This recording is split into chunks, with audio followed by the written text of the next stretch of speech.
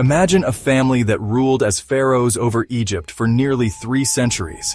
The Ptolemies, descendants of Alexander the Great's general, Ptolemy I, forged a dynasty defined by ambition and power.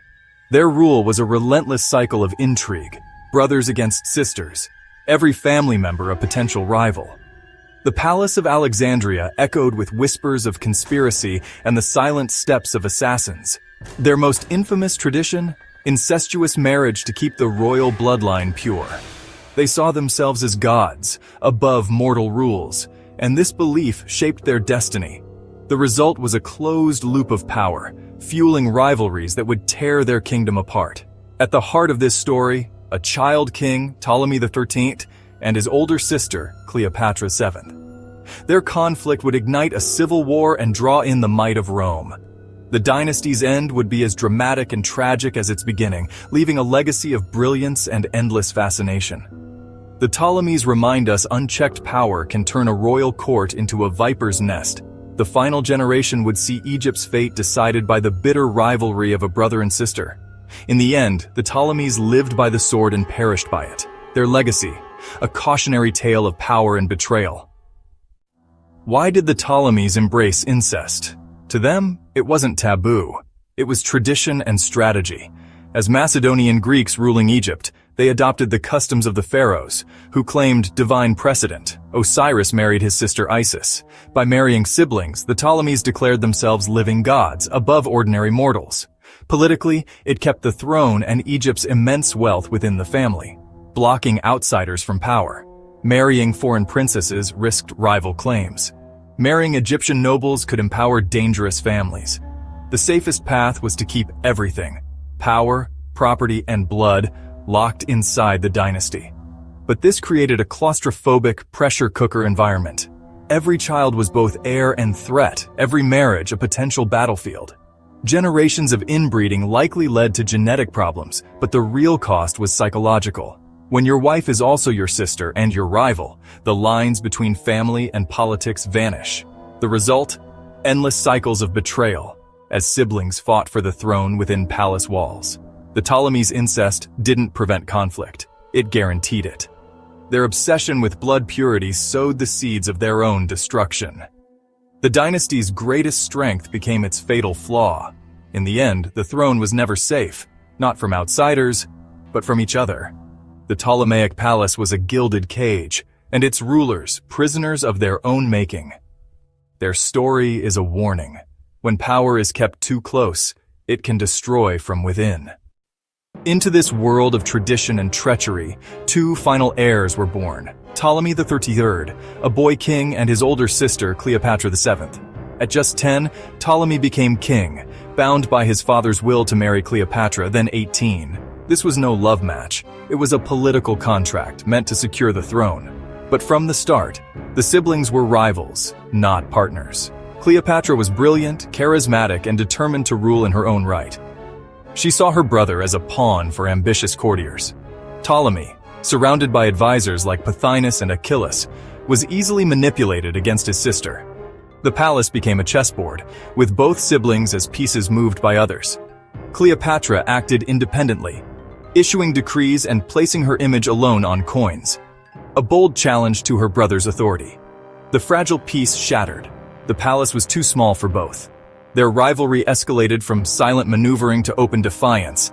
The stage was set for civil war, brother against sister, each claiming the right to rule Egypt. The fate of the dynasty and the kingdom hung in the balance. In the Ptolemaic world, family was the greatest threat. Their conflict would draw in powers far beyond Egypt's borders. The final act of the dynasty was about to begin. Alexandria's court glittered on the surface, but beneath lay a nest of conspiracies. Real power rested with Ptolemy's advisors, Pothinus, Theodotus, and Achilles. They saw Cleopatra as a threat, too smart, too independent, impossible to control. Determined to remove her, they turned Ptolemy against his sister, painting her every move as treason. Tension thickened. The palace became a battleground of suspicion. In 48 BCE, Cleopatra was stripped of her title and exiled to the eastern deserts. But exile only hardened her resolve. She raised an army, gathering mercenaries and loyalists to reclaim her throne. Egypt was now split. Ptolemy, a puppet king in Alexandria. Cleopatra, a queen in exile, preparing for war. The kingdom teetered on the edge of civil war, its immense wealth about to be spent on a conflict born from sibling rivalry. The family drama had become a national crisis. The final act of the Ptolemaic tragedy was underway. In Egypt, the greatest danger came not from foreign invaders, but from within the royal family. The struggle for the throne would soon engulf the entire nation. The endgame had begun. The armies of Ptolemy and Cleopatra faced off at Pelusium, the fate of Egypt hanging in the balance. Just as battle loomed, a new player arrived. Pompey the Great, fleeing defeat by Julius Caesar. Ptolemy's advisors, seeking Caesar's favor, murdered Pompey and presented his severed head to Caesar. But Caesar was horrified, not pleased. This act of betrayal gave him the perfect excuse to intervene. He set up court in Alexandria, declaring himself the arbiter between Ptolemy and Cleopatra. The Ptolemaic advisors had miscalculated. Rome was now in control. Caesar was no pawn. He was a master strategist, and Egypt's fate was now in his hands. The civil war had drawn in the world's greatest power. The struggle for Egypt was no longer just a family affair. The destiny of the Nile would be decided by Rome. Julius Caesar's arrival in Alexandria changed everything. Cleopatra, blocked from the city, devised a legendary plan, smuggled into Caesar's chambers, hidden in a carpet. Her boldness captivated Caesar. She argued her case as Egypt's rightful ruler. That night, they became lovers, an alliance of passion and politics. With Caesar's support, Cleopatra outmaneuvered her brother and his advisors. Ptolemy, enraged by his sister's return and Caesar's favor, incited Alexandria against the Romans. Pothinus and Achilles, desperate to hold power, unleashed their army, besieging Caesar and Cleopatra in the palace. The Alexandrian War had begun, a desperate struggle for control of Egypt, with Rome at its heart. The city became a battlefield, its fate and the dynasties hanging by a thread. Cleopatra's gamble had paid off, but the cost would be immense. The Ptolemaic world was collapsing, and only the boldest would survive. The final confrontation was underway. In the shadow of the Roman eagle, Egypt's destiny would be decided. The ancient world watched as history turned. Alexandria erupted into war. Achilles commanded a massive army, besieging Caesar and Cleopatra. Caesar, outnumbered, held out for months, waiting for reinforcements. The Ptolemaic side descended into chaos. Pothinus was executed, Achilles murdered, and even Ptolemy's sister Arsinoe seized her chance for power. Caesar released Ptolemy, hoping to calm the city, but the boy king rejoined the fight against his sister and Rome. Finally, Caesar's reinforcements arrived. The decisive battle took place on the Nile's banks. Caesar's legions crushed the Egyptian army. In the chaos, Ptolemy XIII tried to escape by boat, but drowned in the river, weighed down by his golden armor. The boy king's tragic end marked the close of the civil war. Cleopatra emerged as the undisputed ruler. The dynasty's fate was sealed by the ambitions and betrayals of its own children. Egypt's future now rested in Cleopatra's hands.